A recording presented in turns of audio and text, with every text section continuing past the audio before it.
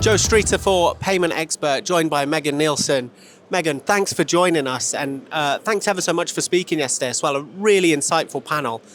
Firstly, for our audience that don't know who you are, can you just tell us a little bit about your background and how you became Crypto Megan? So my name is Megan Nilsson, but I go by Crypto Megan, and I'm a high-end NFT and crypto consultant for large portfolios of companies, investors, and celebrities, and also helping them bridge from Web 2 to Web 3, so their Web 3 strategy.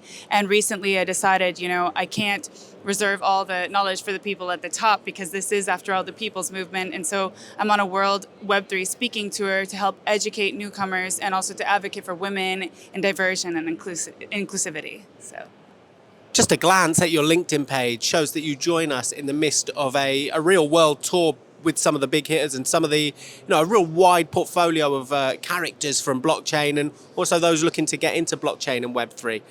How has that been? And yeah, it must be crazy. Tell us about some of the sites you've seen and some of the people you've met as well.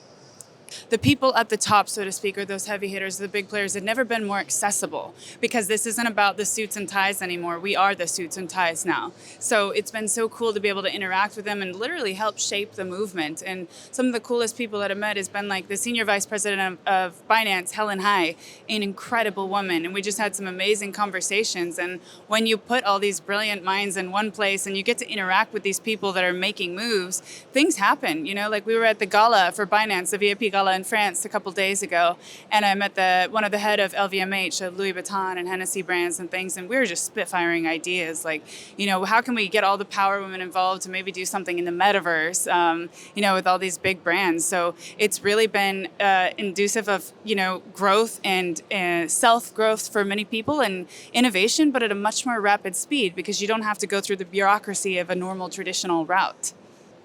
And in terms of the brands, you touched on it there, but from the portfolio of big hitters to also the smaller players as well, how eager are they to get into the metaverse and to tap into Web3?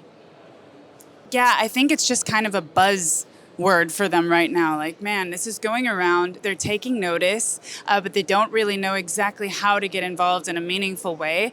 But the people who are starting to position themselves are going to win in the long run. And the thing that I always emphasize and stress is having a long-term vision. So they're all eager to learn more, but of course it's so new that it's just in the development phase right now. But actually, Web3, blockchain technology is the fastest growing technology in the history of everything, of all technology, including the internet. So it's just incredible how fast it's going, and it's going to come much faster than people can imagine or envision. So that's why it was so special for me to join an igaming event as one of the only women to speak about it. And I know it's a big initiative from SBC to include more women as to how the metaverse strategies are coming along for igaming and casinos. And using NFT technology as a loyalty program is so revolutionary.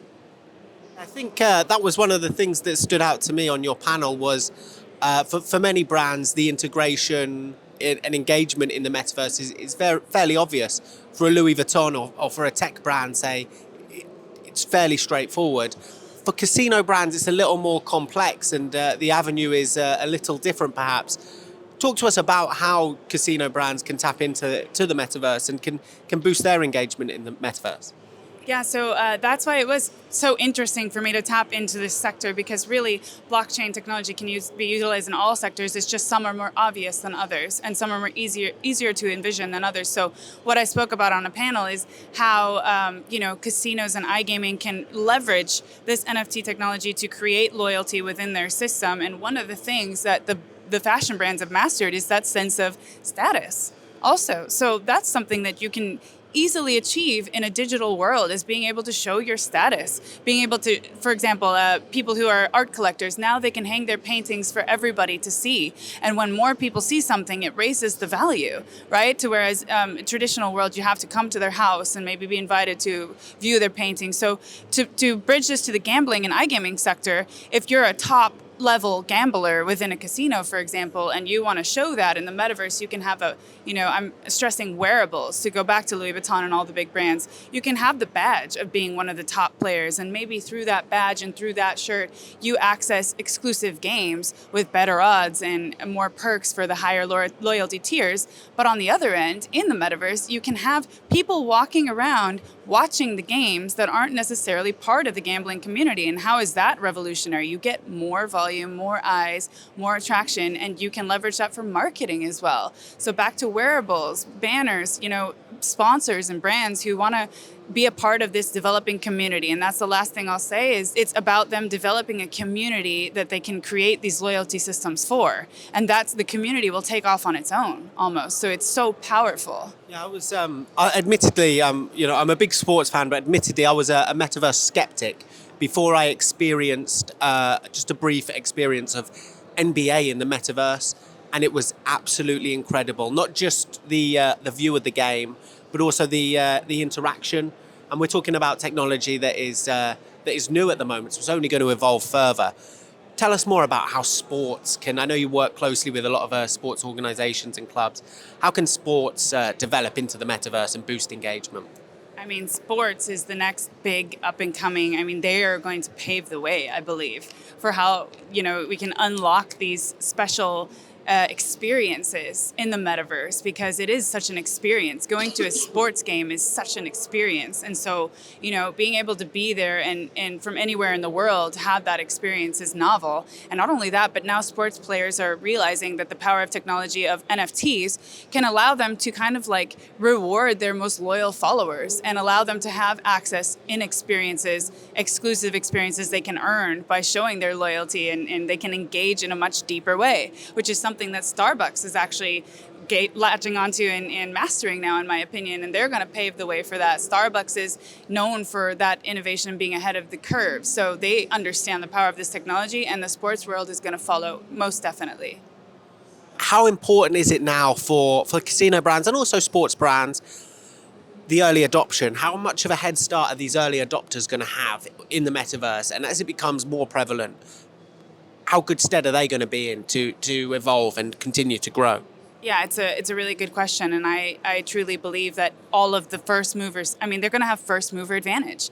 All of the people now that are establishing themselves in a meaningful way, doing things right and having a long-term vision, because it's easy to get sucked into the cash grab idea in a place that's so new and innovative, but the ones with the long-term vision that are establishing partnerships are going to be massively successful in capturing a majority of that audience in the beginning when the metaverse does start to get developed in a more feasible way for a lot of people. And the people that are making the metaverse accessible through computers and phones and not necessarily having to wear the gear to be involved, those are going to also be, first movers and big players in this. So I think I gave the example in a panel yesterday of a project called Degen Pass that I came across that has a portfolio of casinos, and they are launching their loyalty program for all of those casinos within their portfolio. So there's many iterations to look to now for big brands, and I think they should really have a sector and a whole portion of their company devoted to this now. Yeah, I think you touched on something that's key there. With I think about my dad, who's in his 60s, and he enjoys sports, but the idea of him putting on a headset every night to watch the Man United game is completely unfeasible. That's the next evolution, where it becomes less, clunky with the wearables. Yeah, less clunky and just not necessary. Of course, you won't have the same experience, probably, but as technology evolves, there are things that they will do that we can't even imagine possible now. It'll be much less clunky, and also, working on metaverses and immersions where you don't have to use the gear necessarily to get some sort of experience that isn't maybe quite as extensive as wearing some sort of gear, but you're still able to interact in the metaverse. We need this to be interoperable for all generations and make it easy for people to take advantage of the technology and understand it. The other thing I wanted to ask you was, you've obviously experienced a whole breadth of people, businesses and organizations trying to get into the metaverse. I guess you can clearly tell those trying to get in with the right intentions. But in terms of strategy, what are some of the key mistakes you're seeing at the moment when entering the metaverse? I mean, we're so early that there's bound to be mistakes and missteps, and that's okay. And that's normal, and we can shift and we can pivot. But for me, in this world, and especially in the adoption phase and when we're educating people, trust and transparency is everything. And if you don't have that, you lose it all, because that's what your reputation will be based on and what people remember you for. And so people getting involved with companies that just want to figure out how to get the cash and how to capture users through traditional ways, it's not going to work. We have to have a long-term view and now allow the people to be a part of the movement.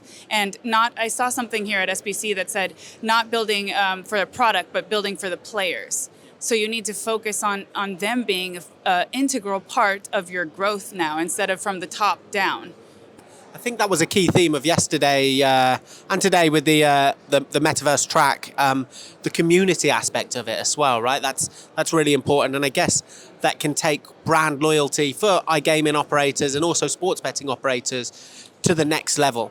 Absolutely, and like I said, the loyalty, that's what NFTs are pretty much made for, apart from token gating events like we talked about before, token gating sports events where you can unlock experiences that you can't do with traditional methods. And I'm very convinced that people who try to keep going in the way of the traditional world, they're going to lose out in the end. They need to open their minds. They need to start pivoting, start shifting. I mean, Facebook didn't change its name to Meta for nothing, right? And investing billions of dollars. And we have what we're experiencing now is a massive brain drain of talent from Web 2 to Web 3. They're quitting their jobs because they understand the value. So we need to follow that, those brilliant minds and understand why they're doing it. And if they can grasp that concept and start to do it, implement it in small, just getting their feet wet with it and introducing it to their users, they're going to win out massively.